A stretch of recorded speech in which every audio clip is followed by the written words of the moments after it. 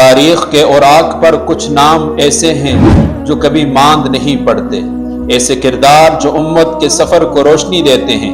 ایسا ہی ایک نام ہے ابو عبیدہ بن جراح رضی اللہ عنہ۔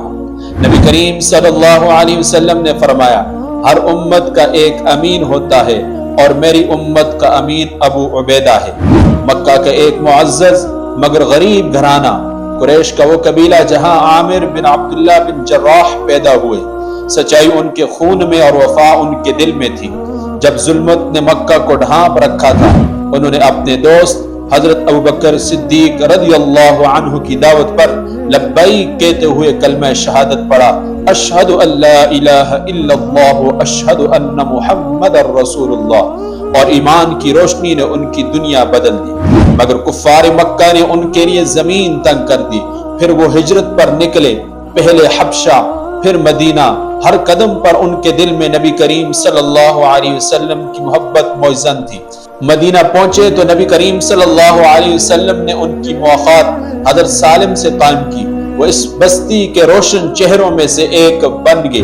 پھر آیا غزوہ بدر، جہاں ایمان اور کفر آمنے سامنے تھے۔ ابو عبیدہ کے باپ کفار کی صف میں کھڑے تھے۔ بیٹے نے دل میں ایمان کی صدا سنی اور تلوار اٹھا لی۔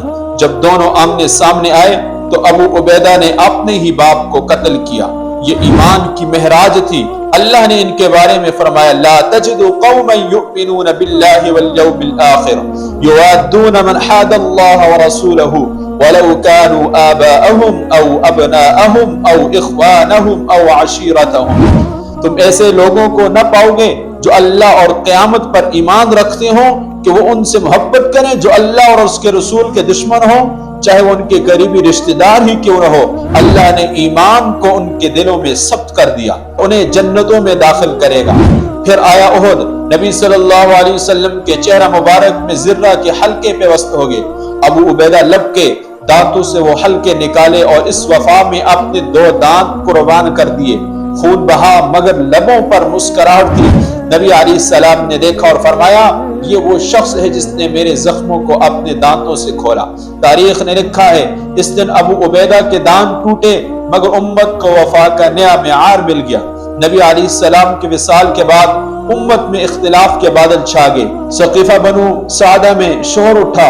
ابو عبیدہ آگے بڑھے، انصار سے کہا، اے انصار، تم نے نبی علیہ السلام کو پناہ دی، اب امت کو تقسیم نہ کرو، اور ان کی ایک نصیحت نے امت کو بکھرنے سے بچا لیا۔ پھر شام کی فتوحات کا وقت آیا۔ حضرت ابوبکر صدیق رضی اللہ عنہ نے لشکر کی قیادت انہیں سونپی۔ حمص، دمشق، فعل، بالبکہ، ہر میدان میں ایمان کی گونج تھی۔ ابو عبیدہ بن جراح رضی اللہ عنہ اسلام کے مایہ ناز جرنیلوں میں شمار کیے گئے۔ وہ نہ صرف بہادری کے حامل تھے بلکہ فوجی قیادت میں بھی نمایاں تھے۔ انہوں نے بدر، احد، خندق میں حصہ لیا اور بعد ازاں خلافت راشدہ میں شام کی فتوحات میں بطور اعلیٰ کمانڈر نمایاں کردار ادا کیا۔ حمص، دمشق، فحل، بالبکہ اور بالآخر یرموک جیسی عظیم لڑائیوں میں ان کا نام صف اول میں آتا ہے۔ یرموک میں 30,000 مومن لاکھوں رومیوں کے مقابل ایمان اور قوت حوصلہ دکھائی دیے، اور ابو عبیدہ کے اشارے پر سب ایک صف میں یہ تلوار کی نہیں ایمان کی فتح تھی۔ پھر آیا آخری امتحان، شام میں طاعون پھیلا۔ حضرت عمر رضی اللہ عنہ نے لکھا، واپس آ جاؤ، امت کو تمہاری ضرورت ہے۔ ابو عبیدہ نے جواب دیا، میں اپنے رب کے فیصلے سے فرار نہیں چاہتا۔ چہرہ زرد ہو گیا، سانسیں مدھم ہو گئی، مگر ایمان کی روشنی باقی رہی۔ اور جاتے جاتے فرمایا، متحد رہو اور دنیا تمہیں دھوکہ نہ دے۔